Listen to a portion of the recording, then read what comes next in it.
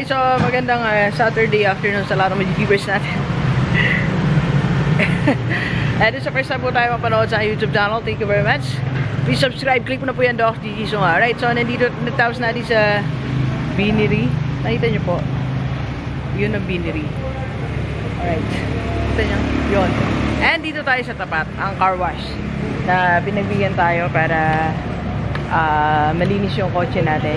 Kuya, pati yung loob na medyo madumi.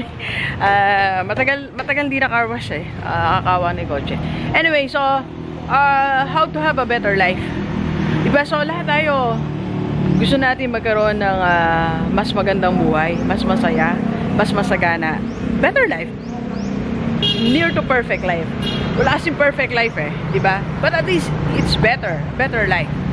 And there is only one way. Marami namang paraan, pero I think this is one of the best ways. One way to have a better life is to give up a good life. Give up a good life and you'll have a better life. Unless you are giving up a good life, you can never have a better life. Right? So ano ba yung good life doon i-ano natin? I-give up natin. Marami tayong good life. Na akala natin ayan na, pero hindi pa pala yan, di ba? So like for example, ako, I have a good life as a principal. It's a good life. Ako, I feel so proud. I pride myself for being the principal of our school. Maganda po yung school namin, sobra. And to become the principal of that school is something na sobrang magiging proud ka. Okay? But in the near future, hindi ko lang masabi after this school year or another year. But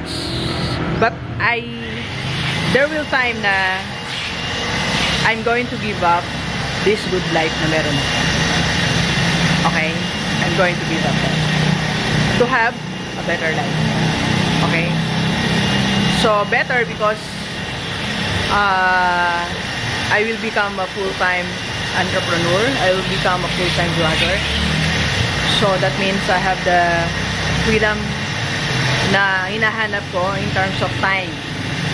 Siyempre kasi sa school, naiintindihan ko rin naman that I can't live every day. I can file a leave every day or 1 hour school. So, hindi mo pwede. That's unfair naman sa school, diba? I understand that. So, to have a better life, I need to give up what is good life na meron ako ngayon. Okay? And to say ba naman, for example, nandiyan ka sa barangay nyo, o nasa community nyo, ikaw ay isang department head. Isa kang department head sa isang company malapit sa inyo. Good life, di ba? But you have to give up that para magkaroon ka ng better. You can go to other place para ka maging manager talaga and earn more money. Okay? Buy the things. Or probably full-time employee ka, permanent, earning 20,000, 30,000. But sometimes you have to give up that para mo masimulan ang negosyo mo. Diba? And yung negosyo mo, yan ang magbibigay sa'yo ng better life. Yun yun. So sometimes to have a better life, you need to give up a good life. I remember my friend, Ma'am Mariby, say siya na. She has a good life here. Director ng aming admission. Maayos. Pero give up niya yon to have a better life. So now she has a better life. So pagpatayo siya ng bahay niya, he's an instructional coach sa ibang bansa. And yun, nakapag-save and she's into investment ngayon. So, meron siyang better life. So, something like that. I don't know kung ano yung good life na meron ka ngayon. Okay? Hindi ko alam kung ano yung good life na meron ka. And I don't know what you are willing to give up. Okay?